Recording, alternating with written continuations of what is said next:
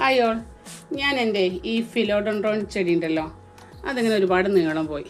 അപ്പം ഞാൻ വേറെ ഒരു ചട്ടിയിലേക്ക് ഇത് മാറ്റി നടാണ്. മണ്ണൊന്നും ഇളക്കാതെ ഞാൻ നടാനുള്ള പ്ലാനാണ് കേട്ടോ.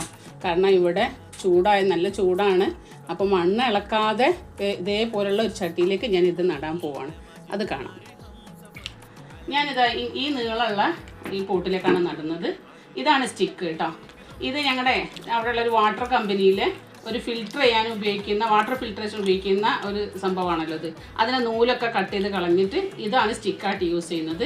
ഇതിനകത്ത് ഞാൻ നിങ്ങൾക്ക് കഴിഞ്ഞ വീഡിയോയിൽ പരിചയപ്പെടുത്തിയ ഈർച്ചപ്പൊടി ഉണ്ടല്ലോ, അത് ഞാൻ ഇതിലേക്ക് നിറയ്ക്കുകയാണ്.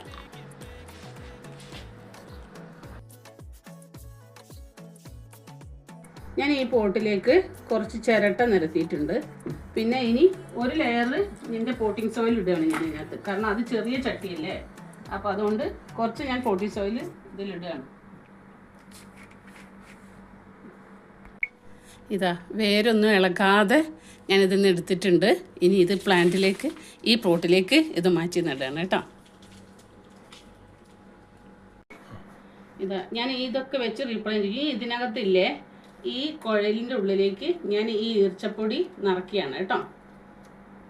പിന്നെ ഈ പോട്ടിംഗ് സോയിൽ ചെടി വളരേണ്ട, ഞാൻ കഴിഞ്ഞ വീഡിയോയിലൊക്കെ ഇട്ട പോട്ടിംഗ് സോയിലിനെ പറ്റി പറയാണ്. അതിൽ എല്ലാ മൂലകങ്ങളും, പൊട്ടാസ്യവും കാൽസ്യവും മഗ്നീഷ്യവും എല്ലാം അടങ്ങിയതാണ് ഈ പോട്ടിംഗ് സോയിൽ. അപ്പോൾ നിങ്ങളെല്ലാവരും ഇങ്ങനെയൊക്കെ ട്രൈ ചെയ്ത് നോക്കണം.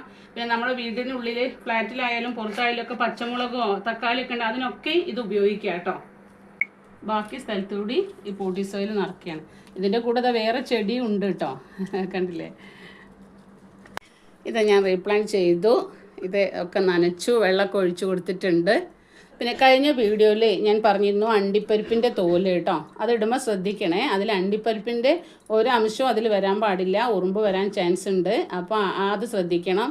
അങ്ങനെയാണെങ്കിൽ നിങ്ങളൊന്ന് വെള്ളത്തിലിട്ട് കഴിഞ്ഞാൽ, ജസ്റ്റ് ഒരു വെള്ളത്തിലിട്ട് കഴിഞ്ഞ് അതിപ്പോൾ അണ്ടിപ്പരിപ്പിൻ്റെ അംശങ്ങളൊക്കെ താഴെ വെള്ളത്തിലേക്ക് പോകും. എന്നിട്ട് നിങ്ങൾ അതെടുത്ത് ഇതിൽ ഉപയോഗിച്ചാൽ മതി കേട്ടോ.